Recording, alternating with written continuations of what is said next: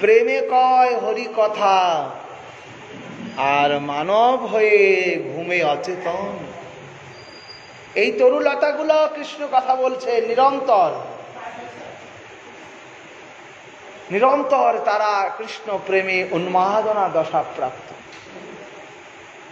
বৃন্দাবন মহিমামৃতে বর্ণনা রয়েছে, এই বানরগুলা যে দেখবে নৃত্য করে, এই যে দেখেন না অনেক সময় ঝাঁকা, এরা কৃষ্ণকে আনন্দ দান করে। আমরা তো বুঝি না। এই ব্রজের যত জীব যন্ত্র সব কিছু চিন্ময়।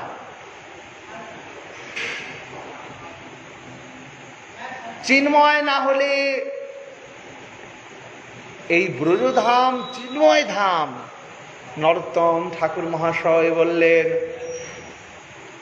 বৃন্দাবন রম্যস্থান দিব্য চিন্তা মণিধাম, রতন মন্দির মনোহর, আবৃত কালিন্দিনীরে রাজহংস কেলি করে, তাহে শুভে কনক কমল, তার মধ্যে হেমপীঠে রত্নাসনে বেষ্টিত শ্যাম সঙ্গে সুন্দরী রাধিকা, অরূপ লাবণ্য রাশি অমিয়া পরেশে খুশি, হাস্য পরিহাস্য সম্ভাষণে।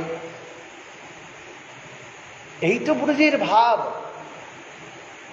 এই তো ব্রজের সেবা, এই তো ব্রজের ধাম। নিরন্তর যুগল কিশোরের রত্নকেলির বিলাস কুঞ্জবন এই বৃন্দাবন। সুশোভিত যমুনা পুলিন কানন আজও রয়েছে। আজও সিদ্ধ বাবাগণ সাধকগণ দর্শন করছেন এই ব্রজের রূপমাধুর্যগুলা। আজও দৃষ্টায়মান রয়েছেন সাধকগণ কিভাবে এই রাধা মাধবের নিত্য নিকুঞ্জ লীলাকে স্মরণ করছে। কই আমার তো হলো না, কই আমি তো আস্বাদন করতে পারলাম না, আমার জীবনটি কি এইভাবেই চলে যাবে? পাইয়া মনুষ্য জরম হেলায় হারাইনু, হেলাই তো চলে যাচ্ছে জীবনটুকু। শ্রী গুরু প্রদত্ত মন্ত্র দীক্ষা পেয়েছি মাত্র, এটিকেই জীবনের সার বলে মনে করছি। কিন্তু আগে তো আরো কিছু আছে। গীতায় ভগবান বললেন, তদ্বিদ্ধি পণিপাতেন পরিপ্রশ্নেন সেবয়া। গীতায় ভগবান বললেন, তদ্বিদ্ধি পণিপাতেন পরিপ্রশ্নেন সেবয়া।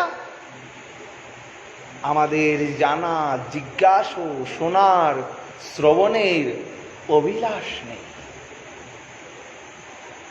এই ধাম চিন্ময় ধাম, চিন্ময়ত্ব।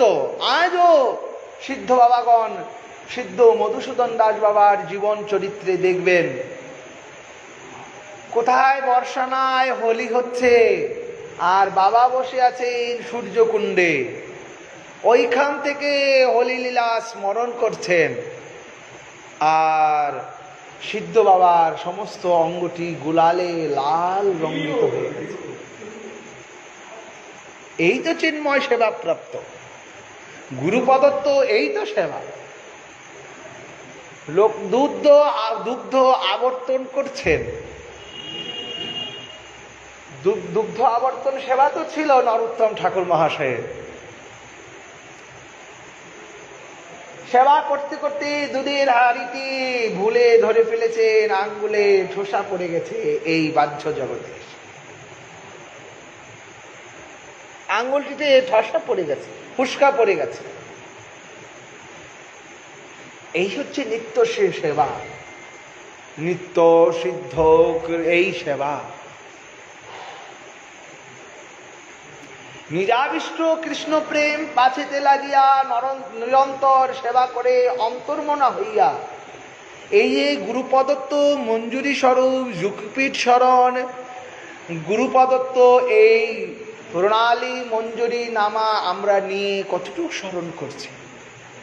নরোত্তম ঠাকুর মহাশয় বললেন, সাধন শরণ লীলা, ইহাতে না কর হেলা, কায় মনে করিয়া সুসার। এই স্মরণাঙ্গকে কি আমরা যাজন করছি? স্মরণাঙ্গকে আমরা যাজন কয়জনা করি?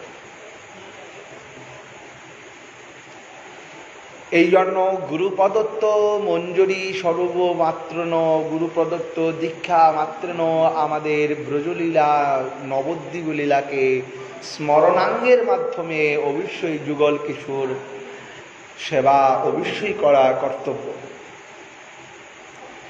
এইখানে ব্রজগোপিকাগণ এই 18 নম্বর শ্লোকে তাদের আর্থিক উৎকণ্ঠাকে ব্যক্ত করছে। বিধি যদি করিত মুরে গুল্মলতা, আমরা তো ভাগ্যবান এই ব্রজধামে রয়েছে। এটি শ্রীমতী রাধারানীর অহিত কি করুণা। শ্রীনিবাস আচার্য প্রভুকে যখন শ্রীনিবাস আচার্য প্রভু যখন বিধামবীরের রাজা বিষ্ণুপুরের রাজাকে কৃপা করেছিলেন, তিনি একটি পদ রচনা করেছিলেন। আছিনু বিষয় কীট বড়য় লাগিত মিঠ, আমার গুচাইলে সব অন্ধকার। গুরুদেব, তোমার করুণাই তো আমি বিষয় কীটে পড়েছিলাম। শ্রী বৃন্দাবন যুগল ভজন দন মুহে করল উপদেশ। সদ্গুরুদেব তার শিষ্যকে এই যুগল ভজনের উপদেশ দিবে, গৌর নিত্যানন্দ ভজনের উপদেশ দিবে।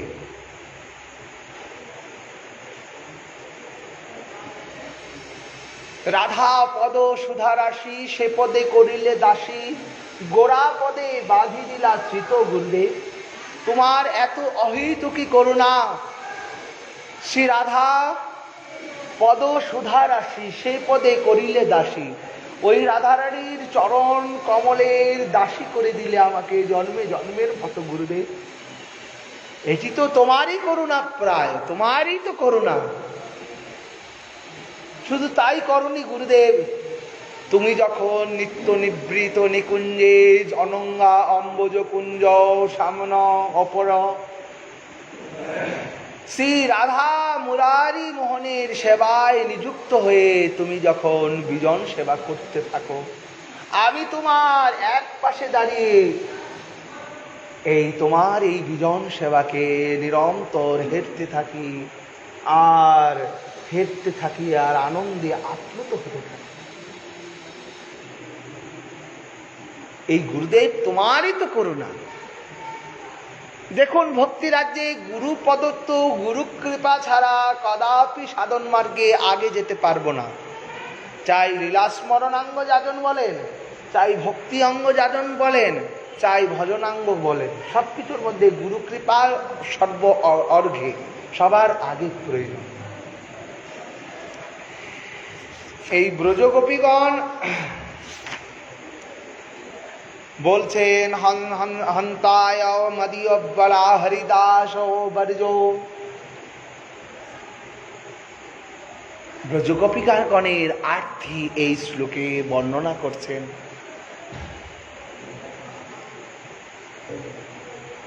যদ্বামা কৃষ্ণ চরণ স্পর্শ প্রমুদ। কৃষ্ণ চরণের স্পর্শ যার যার হয়ে যায়, অঙ্গে পড়ে যায়, তার জন্মটাই তো ধন্য। এই যে কালীয় নাগের উপরে কৃষ্ণ চরণ পড়েছিল, কালীয় নাগ ধন্য হয়েছিল কিনা? কালীয় নাগ তো ধন্য হয়ে গেছে। আমরা যে ভজন করি কৃষ্ণ চরণের দাস হবার জন্যই। আমাদের অভিমানটি তো কৃষ্ণ দাস, আমরা তো কৃষ্ণের দাস, আমরা তো হরির দাস। যদি কেউ মনে করে না আমি দাস নই, তাহলে তার কিছুই হবার নয়। কিছুই হবার নয়। কৃষ্ণদাস অভিমানে যে আনন্দ সিন্ধুরে, কোটি ব্রহ্মানন্দ নহে তার এক বিন্দুরে। কবিরাজ গোস্বামী পাদ বলছেন, এই যে জীব কৃষ্ণ নিত্য দাস ইহা ভুলি গেল, অতএব মায়া পিচাসী তারে গলায় বাঁধি। কাম ক্রোধের দাস হইয়া তার লাথি খায়, ভ্রমিতে ভ্রমিতে সাধু বৈদ্য পায়। তাহার মন্ত্রে মায়া পিচাসী পালায়। কবিরাজ গোস্বামী পাদ লিখছেন ওনার কলমে, মায়া দূরে পলায় কৃষ্ণ ভক্তি নিকটে আয়। ব্রহ্মাণ্ড ভ্রমিতে ভ্রমিতে ভাগ্যবান জীব, গুরু কৃষ্ণ প্রসাদে পায় ভক্তি লতা বীজ। গোস্বামী পাদ লিখছেন, এই কৃষ্ণের দাস, এই অভিমানটুকু যদি আমাদের আমরা গাই নাকি বেশের কীর্তনে, তুমি প্রভু মুই দাস, ইহা নাহি যথা, হেন করো প্রভু যেন নাহি যায় তথা। কি মনুষ্য পশু পক্ষী ঘরে জন্মে তথা, তোমার চরণ যেন ভজিয়ে সর্বদা। তোমার চরণ ভজে যে সকল দাস, তার অবশেষ হয় যেন মোর বাস। এই তো আমরা গাই, জনম জনমের যেন তোমার ওই চরণের দাস হতে পারে।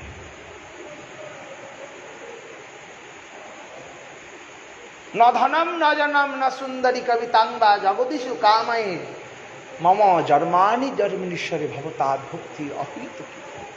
তোমার দাস হয়ে যেন তোমার চরণে ঐকান্তিক অহৈতুকী ভক্তি থাকে। প্রভু এই কৃপা করো আমায়। এই গোপিকাগণ এই বাঞ্ছা করছেন, এই বেণুগীত মাধুরীতে এই বাঞ্ছাই তো করছেন। তারা একে একে অন্বেষণ করছেন যে এই বৃন্দাবনের গাভীর জনম ধন্য, রজ হতে পারতাম, ধন্য হতে পারতাম। যদি নন্দনন্দনের হাতের বাঁশুরিটি হতে পারতাম, তাহলেও ধন্য হয়ে যেতাম। বৃক্ষলতা হতে পারতাম, তাহলেও ধন্য হয়ে যেতে পারতাম। আমরা তো হতে পারলাম না। এক সখী এখন বলছেন, হে সখীগণ, এই গোবর্ধন গিরি হরিদাস শ্রেষ্ঠ। হরিদাস কথার হচ্ছে হরির দাস। বলতে বলতে সখীগণের গোবর্ধনের কথা মনে পড়ে গেল। বলছেন, এই যে গোবর্ধন, ইনি হচ্ছেন হরির দাস। হরিদাস শ্রেষ্ঠ। কৃষ্ণ বলদেবের চরণ স্পর্শে প্রমোদিত হয়ে স্বচ্ছ জল, সুগন্ধি সুকমল তৃণ, বিচিত্র গুহা, নানা প্রকার ফলমূলাদি দ্বারা গোপগণ গোপবালকগণ সহ শ্রীকৃষ্ণ শ্রী নন্দনন্দন শ্রী বলদেব চন্দ্রকে নানা প্রকার সেবা করে থাকেন। সেই জন্য তিনি হরিদাস শ্রেষ্ঠ, গোবর্ধন শ্রেষ্ঠ। তিনি গোবর্ধন শ্রেষ্ঠ, হরিদাস বর্জ। কৃষ্ণ অনুরাগী হয়েছেন। দেখুন, অনুরাগবর্তী না হলে এই রস আস্বাদন করা যাবে না। নিগম কল্পতরূপ গলিতম ফলম সুখমুখদমৃতম দব সংযতম পিবতম ভাগবতম রসমালয়ম মুহুর্মুহু রসিকা ভুবি ভাবুকা। এই রসিকা আর ভাবুকের আস্বাদ্য বস্তু। অনুরাগবর্তিনী না হলে এই প্রেম মাধুরীকে আস্বাদন করা যাবে না। এইখানে ব্রজগোপীগণ কৃষ্ণ অনুরাগী, ব্রজদেবীগণ সৌভাগ্যের কথা বলতে গিয়ে ভাবের আবেশে অনেকটা ব্যক্ত হয়ে পড়ে।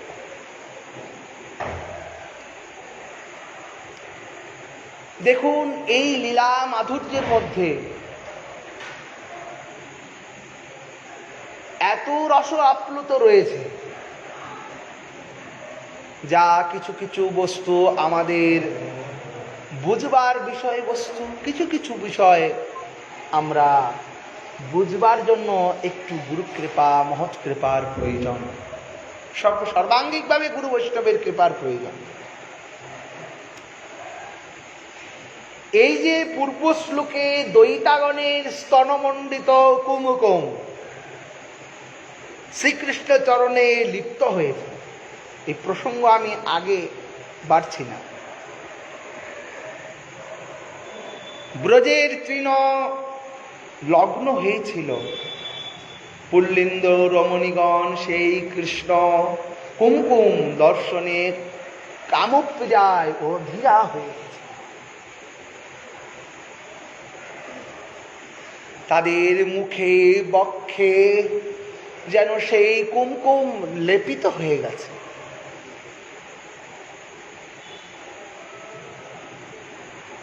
তারা যেন কামপ্রেরায় শান্তি বিধান করছে। তাদের অন্তরের আবরণগুলো যেন ধীরে ধীরে, আবরণ গ্রন্থিগুলো যেন উন্মোচিত হচ্ছে। এই গুরুজ গোপিকা পুল্লন্দ্রী রমণগণের, ব্রজদেবীগণের তখন আবার তারা আবার কখনো কখনো সংকুচিত হয়ে যাচ্ছে। তখনই গোপীগণ আবার সাবধানে এই শ্রী গিরিরাজ গোবর্ধনের সপার্শ্বদে রামকৃষ্ণের যেই সেবার উল্লেখ বর্ণনা করতে লাগলেন। গোবর্ধনের এই ভাগ্যের কথা বর্ণনা করতে লাগলেন। গোবর্ধন শ্রেষ্ঠ। গোবর্ধনের কথাগুলা বলে তাদের অন্তরের যে কামালিপ্ত বাসনা তৃপ্ত যে কিছু রয়েছে তারা গোপন করে দিলেন। এখন গোপীগণ নিজ ভাবকে গোপন করে গোবর্ধন হন্তায় মদ্রিয় বলা হরিদাস বর্জ, এই হরিদাস গোবর্ধনের মহিমাকে বর্ণনা করতে লাগলেন। গোপীগণ, ব্রজদেবীগণ বলছেন, গোবর্ধনের সৌভাগ্যের কথা কি বলবো আর। শ্রীমতী রাধা ঠাকুরানী নিজেই উক্তি করছেন এই গোবর্ধনের কথা। যুক্তং পুলিন্দ সুদৃশ যদি হানু রক্তা রাগস্য চ প্রকটন হয়মেব মার্গ।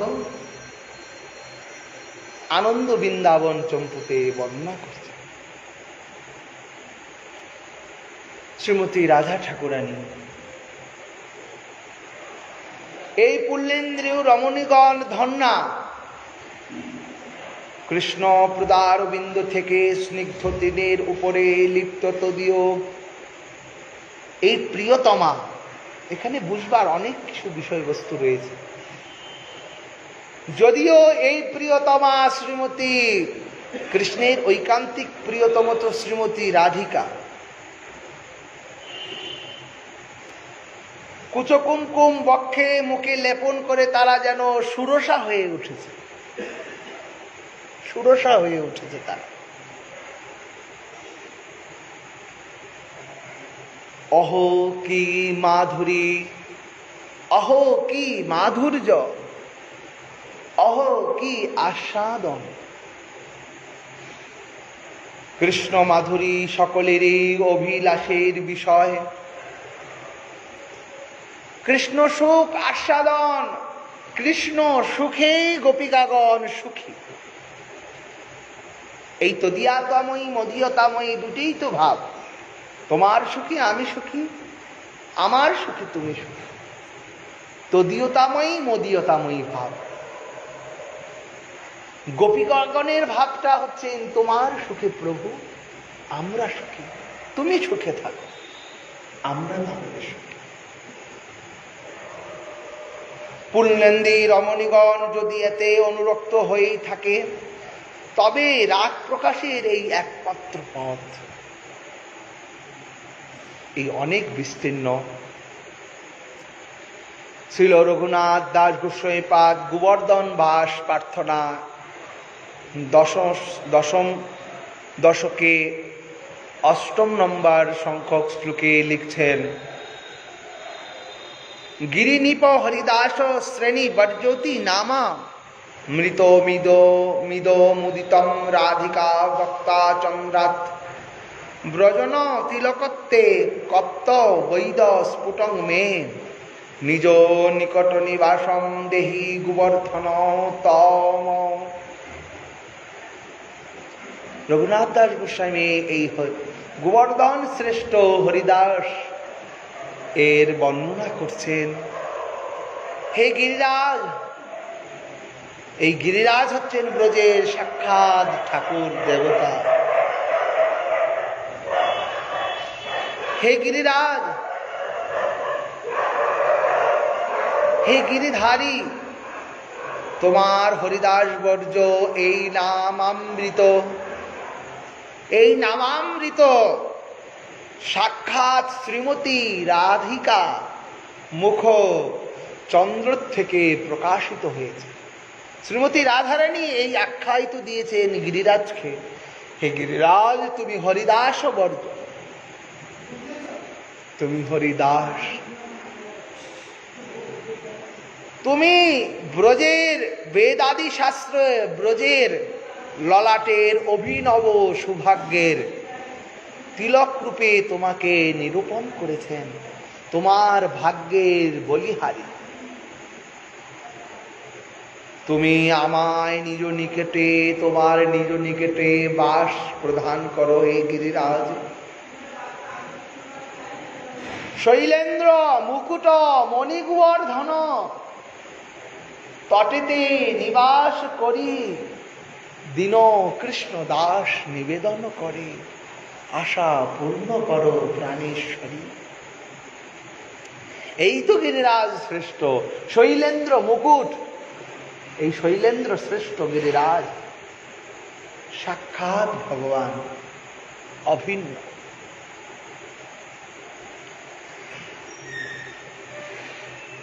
পণ্ডিতজি মহারাজ লিখছেন এখানে শ্রীমদ্ ভাগবতের শ্লোককে উত্তীর্ণ করে লিখছেন, যৎসৈ নিঃসৃত সরি পবরুদকেনম তীর্থনম মূর্ধন্য ধি কীর্তনম শিব শিব ভূদিতি। মূর্ধন্য বলছেন ভাগবত, অর্থাৎ যে বিষ্ণুর শ্রীচরণ থেকে, বিষ্ণুর চরণ থেকেই তো গঙ্গার উৎপত্তি, বিষ্ণুর চরণ থেকেই তো এই গঙ্গার উৎপত্তি হয়। বিষ্ণু চরণ থেকে নিঃসৃত পরম পবিত্র শ্রী গঙ্গার জল মস্তকে ধারণ করে মহাদেব শিব হয়েছে। মস্তকে ধারণ করলেন তো শিব, তার জটাতে ধারণ করলেন গঙ্গাকে।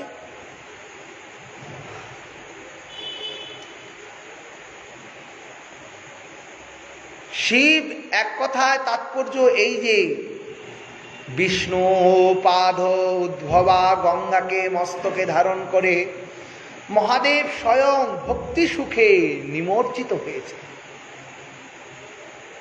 বিষ্ণু পাদ পদ্ম থেকে গঙ্গার সৃষ্টি, ওইখানে তো ভক্তি থাকবেই, ওইখানে তো গঙ্গা ভক্তির প্রতিমূর্তি, ভক্তির একটি অঙ্গ গঙ্গা, গঙ্গাতেই ভক্তি রয়েছে। এই জন্য দেবাদিদেব ওই বিষ্ণু পাদপদ্ম থেকে সলীলা গঙ্গাকে জটায় ধারণ করে তিনি শিব হয়েছেন, কিন্তু তিনিও নিজেকে ধন্য বলে মনে করছেন,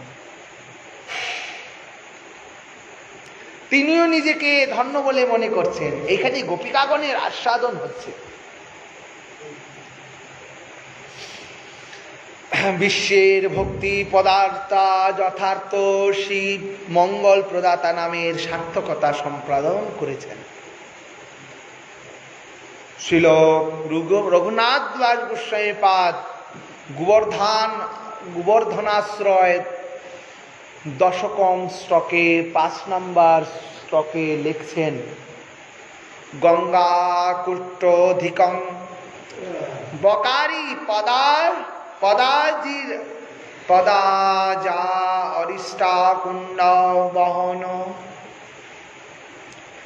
ভক্তা য শিরসা ন তেন সততম প্রয়াণম শ্রীবাদপভূত রাধা কুণ্ড মণিং ততৈব মুরজিত পুর প্রসাদম ধত প্রেয়স্তৈব তোম ভবত ক ইহতং গোবর্ধন নাশ্রয়েত। রঘুনাথ দাস গোস্বামী পাদ লিখছেন, যিনি ভক্তিপূর্বক নতমস্তকে কোটি গঙ্গা অপেক্ষাও শ্রেষ্ঠ, কোটি গঙ্গা অপেক্ষাও শ্রেষ্ঠ, এই গোবর্ধন মহিমাকে বর্ণনা করছে। দেবাদিদেব তো ধারণ করেছেন গঙ্গাকে, হরশিরে ধরে, গঙ্গা যার পদজল হরশিরে ধরে, হর তো শিরে ধরেছিলেন গঙ্গাকে। এইখানে দাস গোস্বামী পাদ আস্বাদনের নিমিত্তে একটু আস্বাদন করছেন, মহিমাকে বর্ণনা করছেন, যে এই গোবর্ধনের ভাগ্যের কি মহিমা, কোটি গঙ্গা অপেক্ষাও শ্রেষ্ঠ এই অরিষ্ঠা কুণ্ড। অরিষ্ঠা কুণ্ডই তো এই শ্যামকুণ্ড।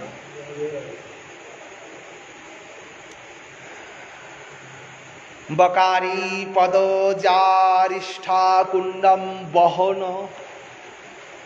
ভক্তা জ শিরসা ভক্তা জ ন শিরসা, এই শিরে ধারণ করেছেন। এই যে গোবর্ধন আমরা পরিক্রমা দেই, গোবর্ধনের মাথার মুকুটমণি হচ্ছেন এই রাধাকুণ্ড শ্যামকুণ্ড। তিনি এই রাধাকুণ্ড শ্যামকুণ্ডকে মস্তকে ধারণ করেছেন। যেমন চূড়াটি দেখতে সুন্দর, তার মধ্যে যদি একটু সাজানো যায়, ভালো করে দেখায়, গোবর্ধন শ্রেষ্ঠ।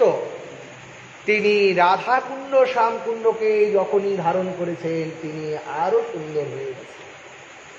দেবাদিদেব শ্রেষ্ঠ, তিনি গঙ্গাকে ধারণ করেছেন যখন, আরো সুন্দর হয়ে গেছেন। দাস গোস্বামী পাদ বলছেন, এহেন ভাগ্য কোটি গঙ্গা অপেক্ষা শ্রেষ্ঠ। কৃষ্ণ পাদ পদ্ম সম্ভূত অরিষ্ট কুণ্ড শ্যামকুণ্ড ব্রজ মুকুটমণি রাধা কুণ্ডকে মস্তকে ধারণ করেছেন। ধারণ করে শিব অপেক্ষাও, আমি বললাম না, শিব অপেক্ষাও কৃষ্ণের অতীব প্রিয় প্রসাদ ভাজন এই গোবর্ধন।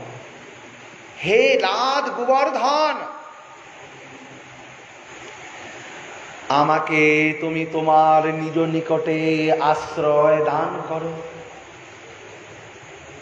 গোবর্ধন শিরসা নমাম। আমরা গোবর্ধনের প্রণাম মন্ত্রে বলি কি, সপ্তাহ মে বাচ্যুতে হস্ত পঙ্কজ বিঙ্গার ফলমল কন্দর সংসেবমানম হরি আত্মনার বিন্দম গোবর্ধনা শিরসা নমামি। গোবর্ধনের প্রণাম মন্ত্রে আমরা এই প্রণামটুকু করি, শিরসা নমামি।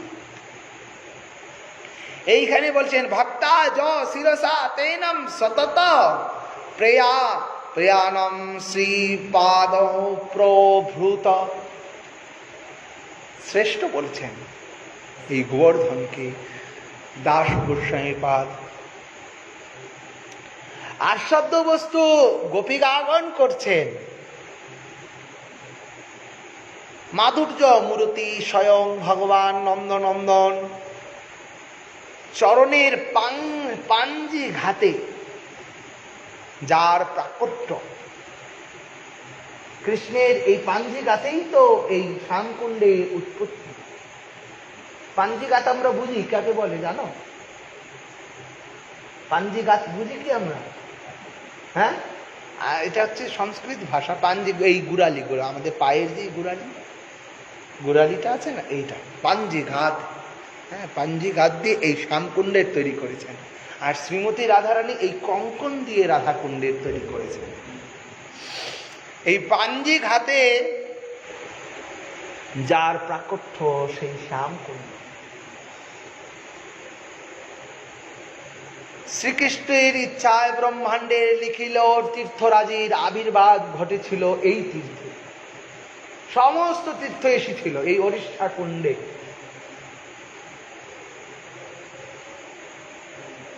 সেই শ্যামকুণ্ড যে কোটি গঙ্গা অপেক্ষা মহামহিমামৃত, এতে কোনো সন্দেহ নেই। কোটি তীর্থ অপেক্ষা শ্রেষ্ঠ এই রাধাকুণ্ড, শ্যামকুণ্ড।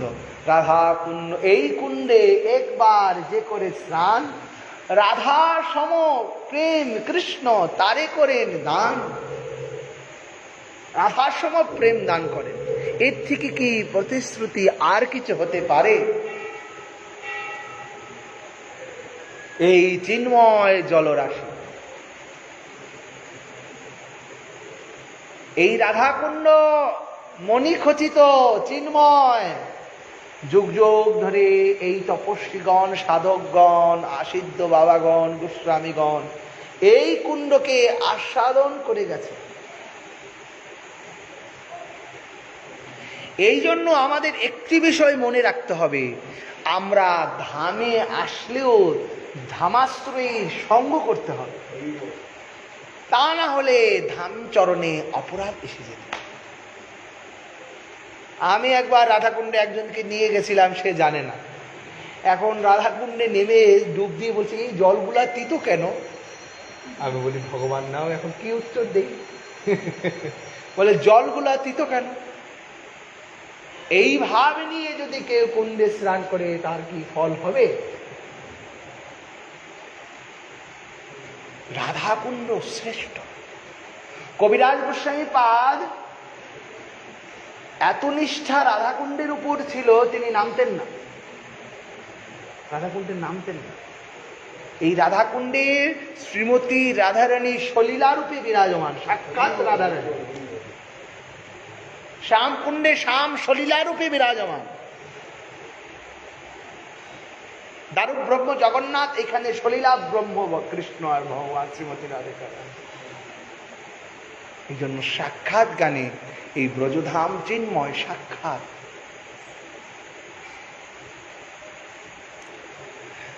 শ্রীমতী রাধিকা রাধারানী সখীগণ সঙ্গে নিজ হস্তে খনন করেছিলেন এই রাধাকুণ্ড। এই কৃষ্ণ রাধাকুণ্ড, শ্যামকুণ্ড গিরিরাজ পরম ভক্তিবরে সতত তিনি মস্তকে ধারণ করেছেন। সেই জন্য তিনি হরিদাস বর্জ, হরিদাস তিনি, হরিদাস বর্জ।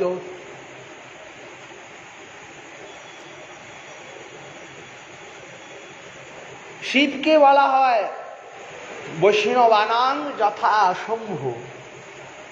শিবকে কি বলা হয়? বৈষ্ণবানাম যথা শম্ভু। পুরাণানাম শ্রীমৎ ভাগবতম, নির্মগানাম যথা গঙ্গা। বৈষ্ণবদের শ্রেষ্ঠ তো শম্ভু।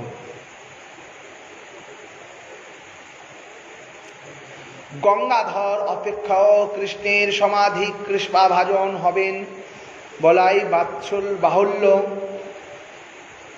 এই গোবর্ধনের অতীব মহিমা গোপীগণ বলছেন। এইখানে শ্রীমতী রাধারানী গোবর্ধনের অতুলনীয় কৃষ্ণ সেবার কথা চিন্তা করেই তাকে হরিদাস বর্জ নামে আখ্যায়িত করে। এই গিরিরাজের অতুলনীয় কৃষ্ণ সেবা, কৃষ্ণ সেবাকেই তো আমাদের সবকিছু। কৃষ্ণ সেবার মাধ্যমেই তো কৃষ্ণকে সুখী করতে হবে আমাদের। যদি সেবাকে ভালো না লাগে তাহলে তো সেব্যকে পাবো কি?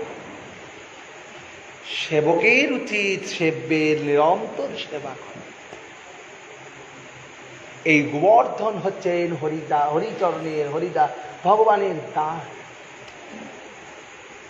রাধারানী আখ্যায়িত করেছেন, সাক্ষাৎ গিরিরাজ দেখিয়ে শ্রীমতী দিও সখীগণের প্রতি বলছেন, সখীগণ, এই যে গোবর্ধন ইনি হরিদাস বর্জ, যিনি বিশ্বের অশেষ দুঃখ পাপ তাপাতি হরণ করেন, তার নামেই হরি। হরি তো তাকেই বলে যিনি ক্লেশ নাশন, কেশব ক্লেশ হরণম নারায়ণম জনার্দন, ইনি তো হরি। হরি শব্দের চৈতন্য চরিতামৃতে হরি শব্দের দুটি ব্যাখ্যা করেছেন। হরি শব্দের বহু অর্থ, দুই মুখ্যতম, সর্ব অমঙ্গল হরে, এই এক হরি, আর প্রেম দিয়ে হরে যার মন, এই এক হরি। এই দুটি অর্থকে কবিরাজ গোস্বামীপাদ লেখলেন চৈতন্য চরিতামৃতে, দুই মুখ্যতম।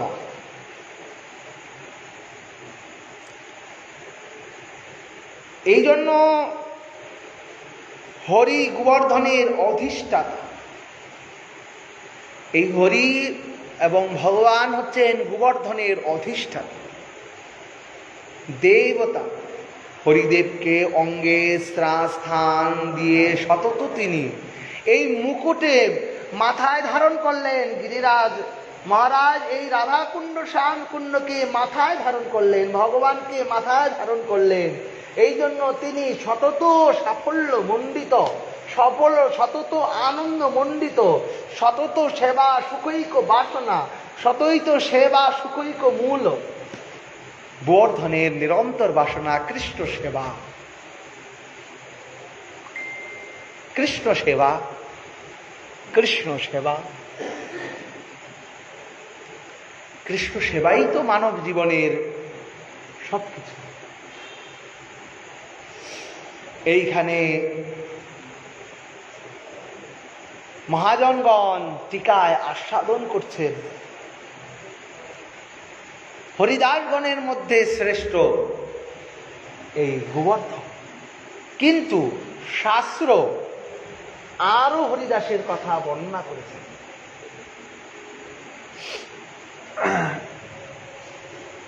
শাস্ত্রে তিনজন হরিদাসের কথা বলা হয়েছে। তিনজন, আমাদেরকে জানতে হবে, তিনজন হরিদাসের কথা বলা হয়েছে। সর্ববেদান্ত সার শ্রীমদ্ ভাগবতে তিনজনকেই হরিদাস আখ্যা দান করেছেন। শ্রীমদ্ ভাগবতের দশম স্কন্ধের 75 অধ্যায়ে হরিদাসস্য রাজস্যে রাজা শ্রিয়ম মহোদয়ম, এইখানে হরিদাস বর্ণনা করছে। এইখানে রাজা যুধিষ্ঠির মহারাজকে হরিদাস করেছে। কত বড় কিন্তু কথা! তিনজনকে হরিদাস আখ্যায়িত করেছেন শাস্ত্র, তার মধ্যে একজন হচ্ছেন যুধিষ্ঠির মহারাজ, তিনি হরিদাস। দেখুন, এই যে যুধিষ্ঠির মহারাজ, ইনি তো ভক্তির প্রতীক, সাক্ষাৎ ধর্মরাজ যুধিষ্ঠির মহারাজ। এত বড় যুদ্ধ হলো, কৌরব পাণ্ডবের যুদ্ধ তো বিশাল যুদ্ধ, কিন্তু এত বড় যুদ্ধেও যুধিষ্ঠির মহারাজের চরিত্রে দেখবেন উনি কৃষ্ণকে ছাড়া এক পদক্ষেপ আগায়নি। বাসুদেব যা বলেছেন তাই করেছেন, বাসুদেব যা বলেছেন তাই করেছেন। এটিও কৃষ্ণ সেবা।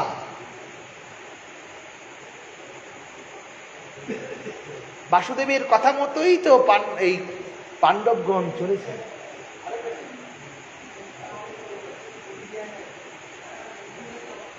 এই গোবর্ধন, এই যুধিষ্ঠির মহারাজকে হরিদাস আখ্যা দেওয়া হলো এই রাজসূয় যজ্ঞে সমাপনের জন্য। শ্রীকৃষ্ণের শুদ্ধ ভক্ত এনারা কৃষ্ণ সুখৈক নিমিত্ত মাত্র এই যজ্ঞ অনুষ্ঠান করেছিলেন, কৃষ্ণর জন্যই। সাধক জীবনটি কৃষ্ণ চরণে সমর্পণ করে দেবার জন্যই, গোপিকাগণের চরণে সমর্পণ করে দেবার জন্যই। যদি মনে করি আমি, সনাতন গোস্বামীপাদ প্রশ্ন করেছিলেন তো, কে আমি, কেন মরে, যারে তাপত্রয়, ইহা না জানিলে জীবের কইছে হিত হয়। কে আমি? আমিকে জানতে হবে তো। এই আমি জানার মধ্যে যদি আমিত্ব জ্ঞান থাকে, আর ভগবত উপলব্ধি হবে না, হরিদাস হতে পারবো না, কৃষ্ণ দাস হতে পারবো না। ওইখানে শুধু অভিমান আসবে। যুধিষ্ঠির মহারাজের আচরণে ইনি কৃষ্ণ অভিমুখী, কৃষ্ণ সেবা, কৃষ্ণের কথাই তার কথা, কৃষ্ণের কথাই তার সিদ্ধান্ত। কৃষ্ণকে ছাড়া এক মুহূর্ত জানেন নাই, চিনেন নাই। যুধিষ্ঠির মহারাজকে এক হরিদাস আখ্যায়িত দিয়েছে।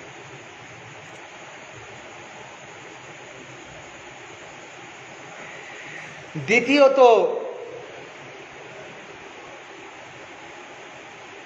হরিদাস যুধিষ্ঠিরের সবই কৃষ্ণ সেবার জন্য, নিজেদের জন্য এই যুধিষ্ঠির মহারাজ কিছুই করেননি। আবার শ্রীমদ্ ভাগবতে দশম স্কন্ধের এই 47 নম্বর অধ্যায়ে বর্ণনা করেছেন আরেকজন হরিদাস বর্জ্যের কথা। এক হরিদাস যুধিষ্ঠির মহারাজ, মনে রাখতে হবে আমাদের। কৃষ্ণং স্মরান অয়নম রেমে হরিদাস ব্রজৈক স্বাম। এইখানে হরিদাস বর্ণনা করলেন উদ্ধব মহারাজকে। এই ব্রজলীলার উদ্ধবকে আরেক হরিদাসে আখ্যায়িত করলেন। উদ্ধবের কৃষ্ণ প্রতি প্রেম ভক্তি দেখুন, কতটুক নিষ্ঠা উদ্ধব গীত রয়েছে, আমরা আস্বাদন করব আগে, সময় রাধারানী কৃপা করলে। উদ্ধবের কৃষ্ণচরণে নিষ্ঠাটুকু দেখুন। এই উদ্ধবকে কৃষ্ণং স্মরায়নম রেমে হরিদাস ব্রজৈক স্বাম। শ্রীমদ্ ভাগবত বলছেন হরিদাস শ্রেষ্ঠ এই উদ্ধব। তিনি কৃষ্ণ কর্তৃত্ব যখন গোপীগীত হলো, যখন উৎকণ্ঠা বিরোহিণী দশা অবস্থা গোপিকাগণের, তখন কৃষ্ণ কর্তৃত্ব আবসনাদি পরে ব্রজে তো এসেছিলেন। এই উদ্ধব সান্ত্বনা দেবার ছলে গোপীগণকে, গোপীগণকে সান্ত্বনা দেবার জন্য তো এসেছিলেন উদ্ধব।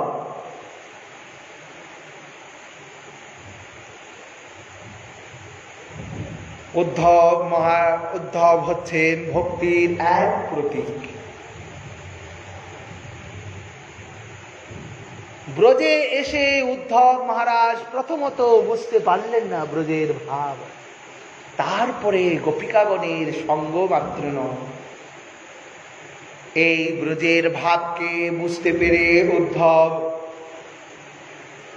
শ্রীকৃষ্ণের প্রিয় সেবা, তার প্রাণ অপেক্ষা প্রিয় ব্রজবাসী সর্বোপরি মহাভাগবতী গোপবালাগণের নিকট কৃষ্ণের প্রতি তাদের ঐকান্তিক নিষ্ঠা, কৃষ্ণের প্রতি তাদের প্রগাঢ় নিষ্ঠা শ্রবণ করে উদ্ধবের মনটি বিগলিত হয়ে গেল। কৃষ্ণের বর্ণনা করে, কৃষ্ণ কথা বর্ণনা করে সেবা করেছেন এই হরিদাস উদ্ধব। তিনিও কৃষ্ণ সংবাদ দিয়ে গোপিকাগণকে শান্ত করছেন, আর তিনিও প্রেমে আপ্লুত হয়ে যাচ্ছেন। কৃষ্ণের কৃপায় ব্রজবালাগণের শ্রীচরণে পরমাভক্তি লাভ করেছেন এই উদ্ধব মহাশয়। এই জন্য তিনি এই উদ্ধব মহাশয় তয়পু ভুক্ত স্বর্গ গন্ধ বাসলঙ্কার চর্চিতা উচ্ছিষ্ট ভুজনধাম দাসস্তভ্যাম জয়ী মহি। উদ্ধব বলছেন তয়পু ভুক্ত স্বর্গ গন্ধ বাসলঙ্কার চর্চিতা উচ্ছিষ্ট ভুজনধাম দাসস্তভ্যাম জয়ী মহি। প্রভু, তোমার যে দাস হতে পারে তারই জয়। তুমি এই কৃপা করো প্রভু। উদ্ধব বলছেন, এত জ্ঞানী উদ্ধব আজ ব্রজে এসে ব্রজের রজকনাতে আপ্লুত হয়ে গোপীগাগণের প্রেমে অবগানহিত হয়ে গোপীগাগণের প্রেমে প্লাবিত হয়ে উদ্ধব প্রার্থনা করছেন, হে প্রভু, আমাকে তুমি ব্রজের গুল্মলতা করে জন্ম দাও, আমি নিরন্তর হেঁটতে পারবো তোমার ওই যুগল রূপ রাশি।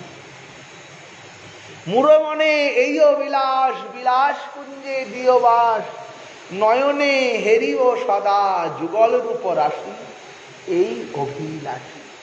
এই তো আমরা গাই তুলসী কীর্তনে।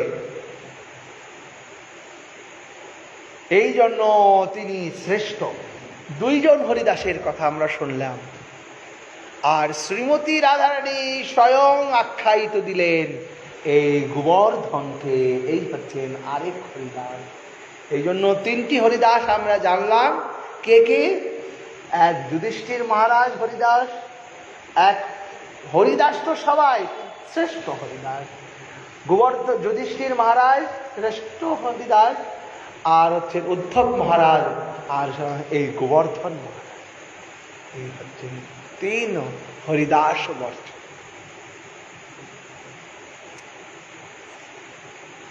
কিন্তু শ্রেষ্ঠ আখ্যায়িত করতে গিয়ে এই গোবর্ধন মহারাজকে বর্ণনা করছেন গোপিকাগণ শ্রীমতী রাধারানী।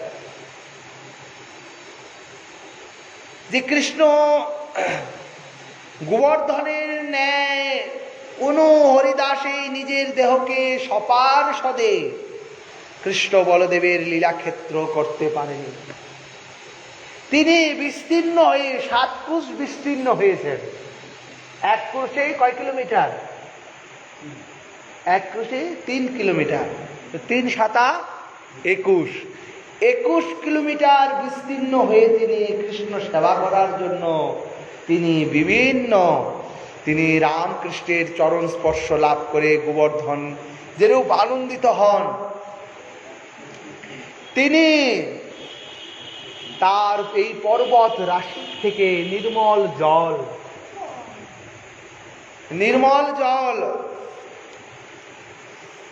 গিরিরাজের নির্মল ঝর্ণার জল গাভীদের ভক্ষণের জন্য অতি উত্তম সুগন্ধিত এই কচি তৃণ অর্পণ করেন।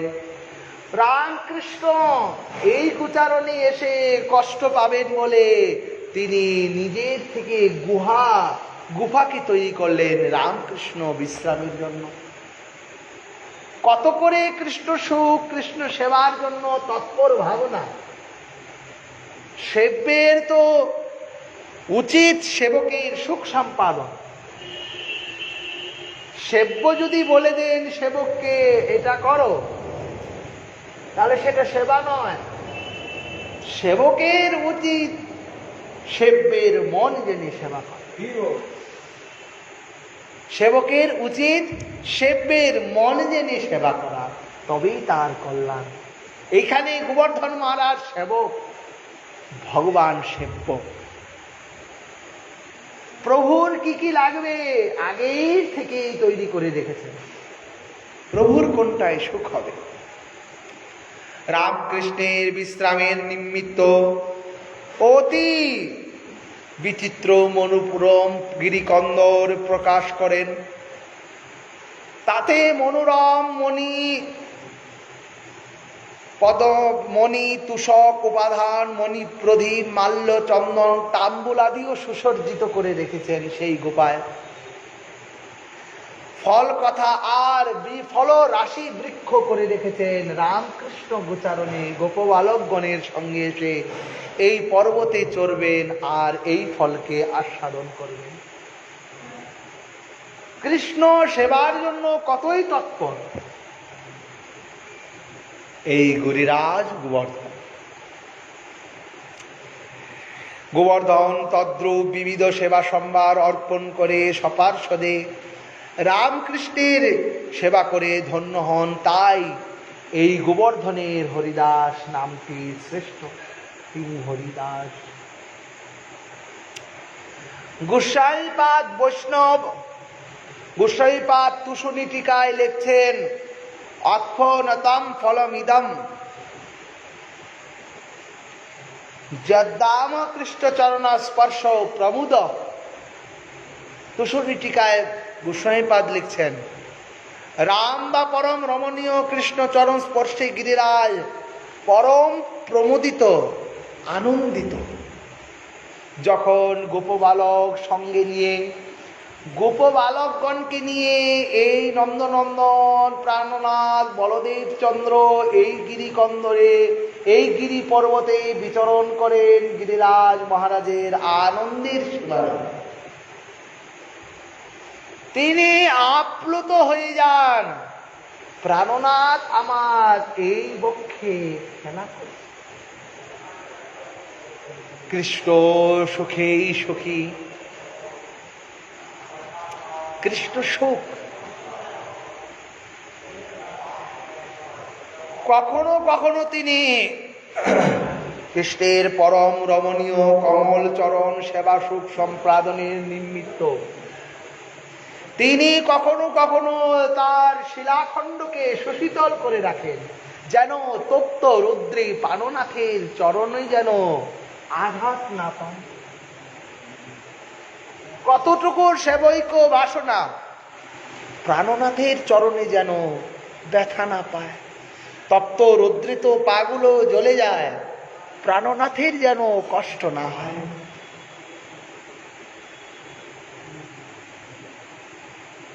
এই তো প্রাণনাথের সেবার বাসনা। কখনো কখনো শীতকালে ঈশদুষ্ণ শিলাকে প্রকাশিত করেন। শীতকালে ঈশদুষ্ণ, ঈশদুষ্ণ কথাটি গরম, হালকা গরম, যেন প্রাণনাথ যেন ঠান্ডাকে অনুভূতি না করে, এমন ভাবে সুসজ্জিত করে রেখেছে।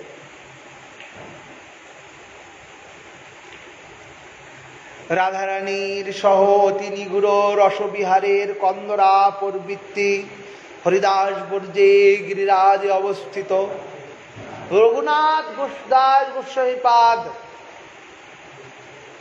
গোবর্ধন বাস প্রার্থনা দশকমকে 2 নম্বর শ্লোকে লিখছেন প্রম মদন লীলা কন্দরে কন্দরতে রচয়তি নবজুন দণ্ড মস্মিন মন্দর মন্দম ইতি কিল কলনার্থম লগ্ন কস্তদয়মে নিজ নিকট নিবাসম দেহি গোবর্ধনম তব।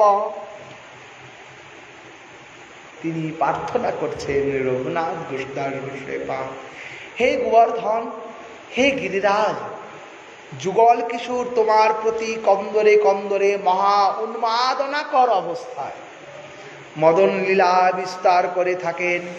সেই লীলাময় যুগলের দর্শনের নিমিত্ত, সেই যুগল কিশোরের দর্শনের নিমিত্ত হে গিরিরাজ আমি অধীর হয়ে পড়েছি। হে প্রাণনাথ, হে গিরিরাজ, তুমি আমাকে কৃপা করে তোমার নিকটে স্থান দাও। রঘুনাথ দাস গোস্বামীপাদ প্রার্থনা করছেন। রাধারানী সখীগণের প্রতি একে একে এই গোবর্ধনের মহিমাকে বর্ণনা করছেন। বলতে বলতে সখীগণ আবার তাদের উৎকণ্ঠা এসে আবার জড়িত হয়ে গেল। এখন আবার বলছেন আমরা অবলা নারী। এই শ্লোকের শেষাংশে বলছেন আমরা অবলা নারী,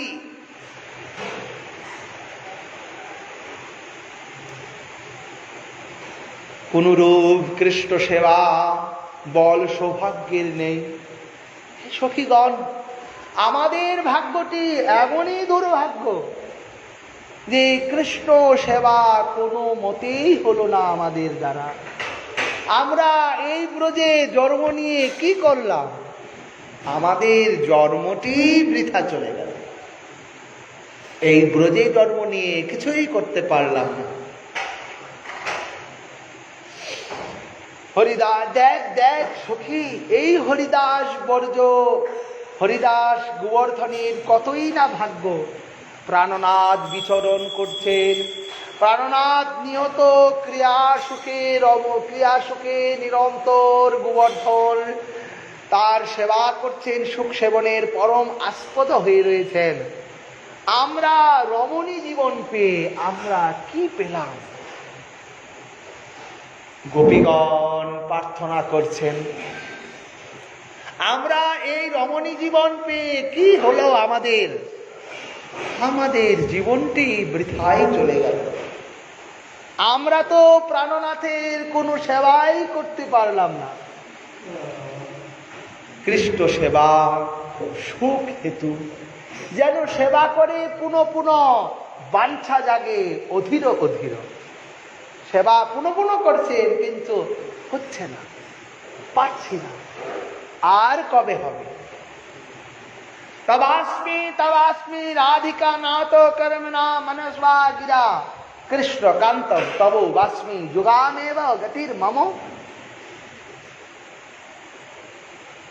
কৃষ্ণ কান্তই তব বাস্মি যুগামেব গতির মম। এই বাসনা গোপিকাগণের।